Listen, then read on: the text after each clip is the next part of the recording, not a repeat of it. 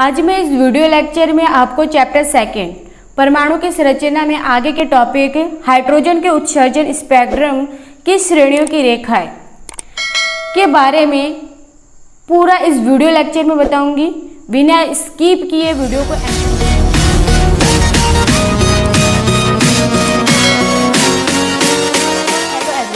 आज का टॉपिक है हाइड्रोजन के उत्सर्जन स्पेक्ट्रम की श्रेणियों की रेखाएं।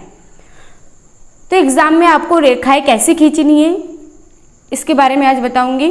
तो फर्स्ट जो होता है वो लाइमन श्रेणी का होता है। तो n बराबर जो 1 होता है वो लाइमन श्रेणी का होता है, n बराबर 2 जो होता है वो वामन श्रेणी का होता है, n बराबर 3 पाश्चन श्रेणी का होता है और n बराबर 4 ब्रैकेट श्रेणी का होता है और n बराबर 5 फुंड श्रेणी का होता है। तो आपको लाइमन श्रेणी की रेखा कैसे खींचनी है तो देखो, सबसे पहले n बराबर क्या दे रखा है 8। तो 8 से स्टार्ट करना है आपको, कहाँ तक जाना है, लाइमन श्रेणी 1 तक खींचना है आपको। आप डायग्राम से समझ सकते हैं कहाँ तक खींचनी है 1। फिर उसके बाद 8 से खींच लिया, फिर उसके बाद एक स्टेप छोड़ना है, फिर 7 से करना है, फिर एक स्टेप छोड़ के 6 पे करना है, फिर 5, फिर 4, फिर 3, फिर 2 पर। तो ये क्या हुआ, लाइमन श्रेणी। फिर सेकंड आता है वामन श्रेणी। तो वामन श्रेणी कहाँ से स्टार्ट होगा, सेकंड से। इसकी जो संख्या होती है n बराबर 2 से स्टार्ट होता है वामन श्रेणी। तो आपको 8 से स्टार्ट करना है, तो 8 से आप रेखाएं खींचेंगे, कहाँ तक जाना है, वामन श्रेणी तक।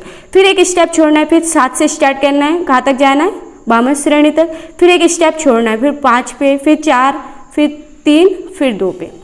इसी प्रकार पाश्चन श्रेणी, पाश्चन श्रेणी जो होता है वो n बराबर 3 यानी 3 से स्टार्ट होता है। तो 8 से स्टार्ट करेंगे, 8 से कहाँ तक जाएंगे, पाश्चन श्रेणी 3 तक जाएंगे। फिर एक स्टेप छोड़ेंगे 7 पे, फिर एक स्टेप छोड़ेंगे 6, फिर 5, फिर 4।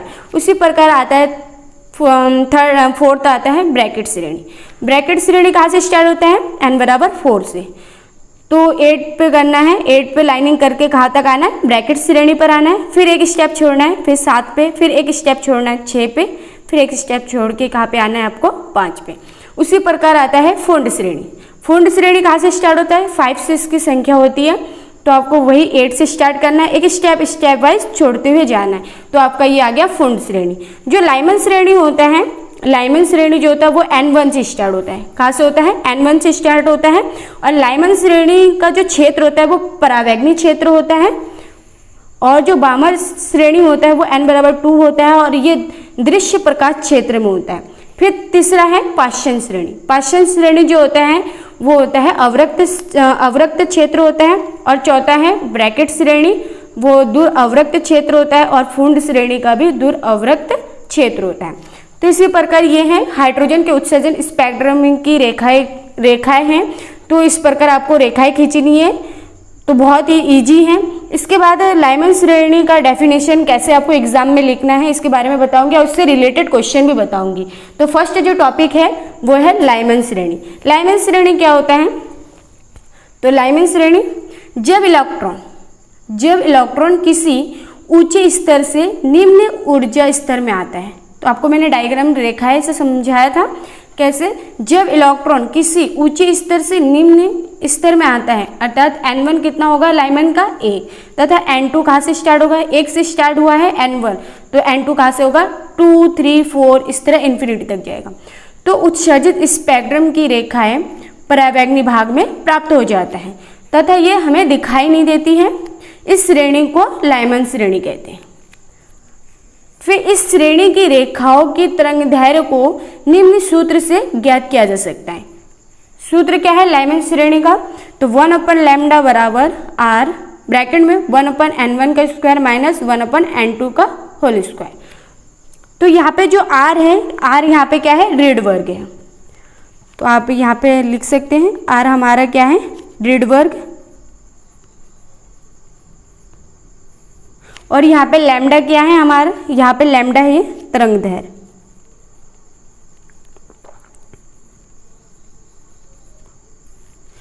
यहाँ पे n1 लाइमन श्रेणी का जो n1 की जो संख्या होती है वो कहाँ से स्टार्ट होता है, n1 1 से स्टार्ट होता है लाइमन श्रेणी का। और जो n2 कहाँ से स्टार्ट होगा, लाइमन श्रेणी का 1 से स्टार्ट है तो यहाँ से 2 से स्टार्ट होगा, 2, 3, 4 इस तरह इन्फिनिटी तक जाएगा। कहाँ तक जाएगा, इन्फिनिटी तक। अगर ये तो तरंग दैर्घ्य के लिए फॉर्मूला है, ये लाइमन श्रेणी के लिए। अगर आवर्ती यानी तरंग संख्या के लिए बोला जाए तो फॉर्मूला क्या बन जाएगा, 1/λ की जगह आप लिख सकते हैं v बराबर 1/λ, या तो 1 जब तरंग दैर्घ्य निकालने के लिए बोलेंगे तो 1/λ करके लेंगे, अगर तरंग संख्या बोलेंगे तो v बराबर r ब्रैकेट में 1/n1 का स्क्वायर माइनस 1/n2 का स्क्वायर ब्रैकेट 1। तो ये लाइमन श्रेणी के फॉर्मूला है ये। जब इससे रिलेटेड क्वेश्चन कराऊंगी तो आपको अच्छे से समझ में आ जाएगा। तो इससे रिलेटेड क्वेश्चन है एक, आपको अच्छे से समझ में आ जाएगा कैसे करना है। तो क्वेश्चन है, फर्स्ट क्वेश्चन है, हाइड्रोजन परमाणु की लाइमन श्रेणी की प्रथम रेखा की तरंग दैर्घ्य का परिकलन कीजिए। तो आपके पास रिडबर्ग का मान आपके पास दे रखा है, ठीक है। तो अगर रिडबर्ग का मान दे रखा है तो आप आराम से निकाल सकते हैं। तो फॉर्मूला क्या होता है लाइमन श्रेणी के लिए, अभी भी बताया। तो लाइमन श्रेणी के लिए क्या होता है फॉर्मूला, आप यहाँ पे लिख सकते हैं लाइमन श्रेणी।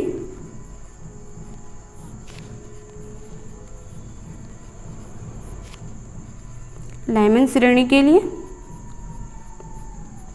तो तरंग दैर्घ्य का है तो क्या हो जाएगा 1/λ बराबर r ब्रैकेट में 1/n1 का स्क्वायर माइनस 1/n2 का स्क्वायर।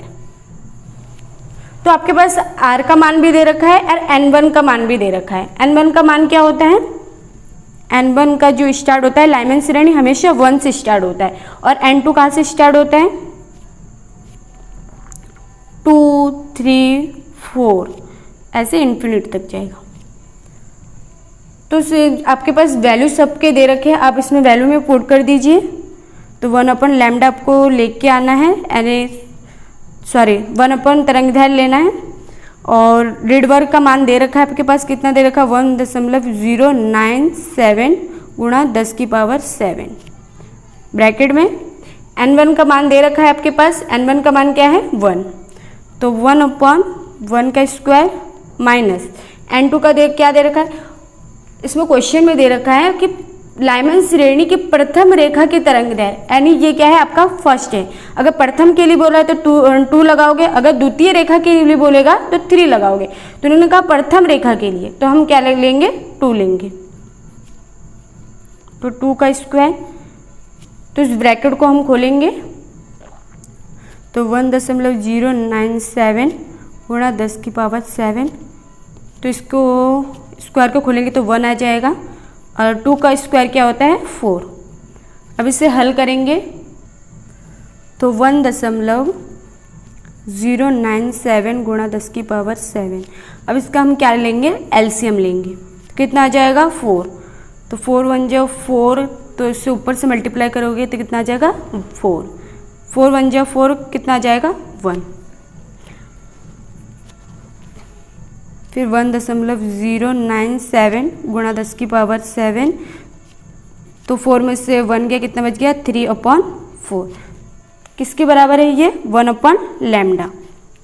तो इसे चेंज कर देते हैं तो क्या आ जाएगा 4/3 गुणा 1.097 गुणा 10 की पावर 7। अब इसे डिवाइड करना है, तो इसे 3 को 4 से काटेंगे कुछ इस तरह से 1.33, तो कितना आ गया 1.33/1.497 गुणा 10 की पावर 7। तो इसे हल करेंगे तो कितना आ जाएगा 1.215 गुणा 10 की पावर -7। फिर से हमें किस में चेंज करना है, जो तरंग दैर्घ्य का जो मान आता है वो एंगस्ट्रॉम में आता है, तो इसे हम चेंज करेंगे। तो कैसे करेंगे चेंज, तो लैम्डा बराबर कितना रखा था 1.215 गुणा 10 की पावर -7। तो इसे एंगस्ट्रॉम में चेंज करने के लिए क्या करेंगे 1.215 कितने पॉइंट के बाद, कितने स्थान के बाद पॉइंट लगा 3, तो यहाँ पे 3 लग जाएगा 10 की पावर -7। तो इस 1000 को हम ऊपर लेके जाएंगे तो कितना हो जाएगा 10 की पावर -7 गुणा 10 की पावर -3। तो कितना आ जाएगा, कुछ इस तरह से आ जाएगा, -10। तो लैम्डा बराबर 1215 एंगस्ट्रॉम। तो ये आपका आंसर आ गया। तरंगदैर्घ्य का जो मान आएगा किसमें आएगा, एंगस्ट्रॉम में आएगा।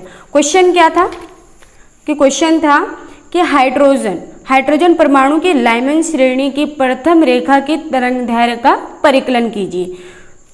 तो तरंगदैर्घ्य कितना आ गया, 1215 एंगस्ट्रॉम। इसी प्रकार सेकंड क्वेश्चन करते हैं और अच्छे से समझ में आ जाएगा। एक दो क्वेश्चन करेंगे तो अच्छे से समझ में आ जाएगा। तो सेकंड क्वेश्चन है, हाइड्रोजन परमाणु की लाइमन श्रेणी की दूसरे रेखा की तरंगदैर्घ्य का परिकलन कीजिए और यहाँ पे बताइए कि इस श्रेणी की सीमा किस तरंगदैर्घ्य पर होगी। तो पहला जो हमने क्वेश्चन किया लाइमन श्रेणी की प्रथम रेखा के लिए किया था, लेकिन इसमें क्वेश्चन में किसके लिए करना है, दूसरी रेखा के लिए करना है। तो लाइमन श्रेणी के लिए निकालते हैं फिर। तो लाइमन श्रेणी का फॉर्मूला क्या है, लाइमन श्रेणी के निकालने के लिए इस तरंगदैर्घ्य निकालना है। तो 1/λ बराबर r ब्रैकेट में 1/n1 का स्क्वायर माइनस 1/n2 का स्क्वायर। n1 तो वही हो गया, n1 कहाँ से स्टार्ट होता है, लाइमन श्रेणी 1 से स्टार्ट होता है। अब n2 कहाँ से स्टार्ट होता है, 2 से, 2 3 4 5 इस तरह इन्फिनिटी तक जाएगा। लेकिन इन्होंने कहा लाइमन श्रेणी की दूसरी रेखा की तरंगदैर्घ्य ज्ञात करना है। तो आपको यहाँ से n2 क्या लेना है, 3 लेना है कि दूसरी रेखा के लिए, अगर प्रथम रेखा के लिए बोलते तो हम 2 लेते, दूसरी रेखा के लिए कहा है तो हम 3 लेंगे, अगर तीसरी रेखा के लिए बोलते तो हम 4 लेते।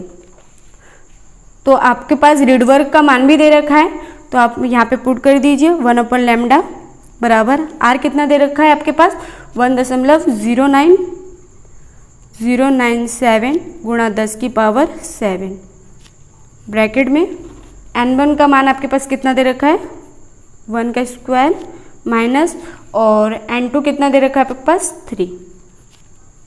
3 का स्क्वायर ब्रैकेट बंद। अब इस ब्रैकेट को हम खोलेंगे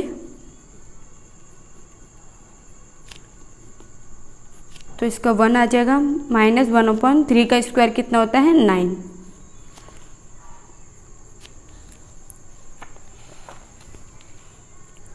तो 1.097 गुणा 10 की पावर 7। अब इसका एलसीएम लेंगे तो कितना आ जाएगा, इसका एलसीएम 9। तो 9 माइनस 1,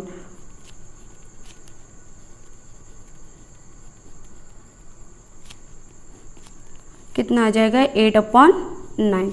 उसी तरह जैसे फर्स्ट वाला क्वेश्चन हल किया था, बिल्कुल पूरा उसी तरह ही क्वेश्चन है। इसे अब हम हल करेंगे तो क्या आ जाएगा, लैम्डा बराबर, तो लैम्डा बराबर 9/8 गुणा 1.097 गुणा 10 की पावर 7। तो 8 को 9 से डिवाइड करेंगे तो कितना आ जाएगा, 1.125। हमने 3 स्थान लिया क्योंकि हमें एंगस्ट्रॉम में इसे चेंज करना है, तो पॉइंट के बाद हमने 3 स्थान लिया। तो इसके बाद हम क्या करेंगे, क्या बच गया ऊपर, 1.125 गुणा 1.097 गुणा, इसको हम क्या कर लेंगे, ऊपर लेके जाएंगे तो 10 की पावर -7 हो जाएगा। तो इसे जब हम डिवाइड करेंगे तो कितना आ जाएगा, तो आ जाएगा 1.025 गुणा 10 की पावर -7। तो इसे हम एंगस्ट्रॉम में चेंज करने के लिए क्या करेंगे, इस पॉइंट को हटाएंगे तो क्या आ जाएगा, कितने स्थान के बाद पॉइंट लगा है, 3 स्थान के बाद, तो यहाँ पे 3 0 लग गया गुणा 10 की पावर -7। तो लैम्डा बराबर 25 गुणा 10 की पावर -7, ये ऊपर चला जाएगा तो 10 की पावर -3। तो लैम्डा बराबर गुणा 10 की पावर -10। तो किस में चेंज हो जाएगा, एंगस्ट्रॉम में चेंज हो जाएगा। तो क्या आ जाएगा, 1025 एंगस्ट्रॉम। तो क्वेश्चन में क्या कहा था कि हाइड्रोजन परमाणु के लाइमन श्रेणी की दूसरी रेखा के तरंग दैर्घ्य का परिकलन कीजिए। तो हमने निकाल दिया, दूसरी तरंग दैर्घ्य का परिकलन कितना आया 1025 एंगस्ट्रॉम। इसके बाद क्या कहा कि यहाँ पे बताइए कि इस श्रेणी की सीमा की किस तरंग दैर्घ्य पर होगी। तो निकालते हैं फिर। तो श्रेणी की सीमा के लिए तो क्या आ जाएगा, श्रेणी की सीमा के लिए श्रेणी के सीमा के लिए तो N1 तो वही रहेगा, लाइमन श्रेणी का कहाँ से स्टार्ट होता है 1 से, और N2 सीमा श्रेणी की सीमा के लिए यानी इन्फिनिटी तक जाएगा। तो फॉर्मूला क्या होता है 1/λ बराबर R ब्रैकेट में 1/N1 का स्क्वायर माइनस 1/N2 का स्क्वायर ब्रैकेट बंद। तो R रीडवर्क का मान कितना होता है 1.097 गुणा 10 की पावर 7। तो 1/N1 का मान कितना है 1 माइनस N2 का मान कितना है इन्फिनिटी। तो क्या जाएगा 1.097 गुणा 10 की पावर 7। तो ये तो 0 हो जाएगा, 1/इन्फिनिटी क्या होगा 0 हो जाएगा, इधर 1 बच जाएगा। तो आप ऐसे लिख दो। तो यहाँ से आ जाएगा आपका 1.097 गुणा 10 की पावर 7। तो 1/λ बराबर कितना आ रखा है 1.097 गुणा 10 की पावर 7। तो इसे क्या हो जाएगा लैम्डा बराबर 1/1.097 गुणा 10 की पावर 7। अब इसे हल करेंगे, डिवाइड करेंगे तो कितना आ जाएगा कुछ लगभग में 0.912 गुणा 10 की पावर -7 आ जाएगा। तो इसे एंगस्ट्रॉम में चेंज करते हैं तो कितना आ जाएगा, पॉइंट कितने स्थान के बाद लगा है 3 स्थान के बाद। तो यहाँ पे आप 30 गुणा 10 की पावर -7। तो लैम्डा बराबर 912 गुणा 10 की पावर -7 गुणा 10 की पावर -3। तो कितना आ जाएगा लैम्डा बराबर 912 गुणा 10 की पावर -10। तो लैम्डा बराबर 912 एंगस्ट्रॉम। तो ये बहुत ही इम्पॉर्टेंट क्वेश्चन था जो कि हर बार पेपर में पूछा जाता है। तो इसने क्या पूछा था कि हाइड्रोजन परमाणु के लाइमन श्रेणी की दूसरी रेखा की तरंग दैर्घ्य का परिकलन कीजिए। तो मैंने बता दिया कैसे निकालना है आपको। लाइमन श्रेणी के लिए फॉर्मूला लिखना है। तो लाइमन श्रेणी का जो N1 का मान होता है वो एक होता है, और अगला जो N2 होगा वो 2 से स्टार्ट होता है, 2 से इन्फिनिटी तक होता है। अगर उन्होंने कहा दूसरी रेखा के लिए तो आप दूसरी रेखा के लिए क्या आ जाएगा 3 आ जाएगा। अगर तीसरी रेखा के लिए बोले तो 4 ले लोगे। तो इसी तरह ही हर एक क्वेश्चन इसी तरह ही होगा। फिर सेकंड में क्या कहा कि यहाँ पे बताइए कि इस श्रेणी की सीमा किस तरंग दैर्घ्य पर होगी।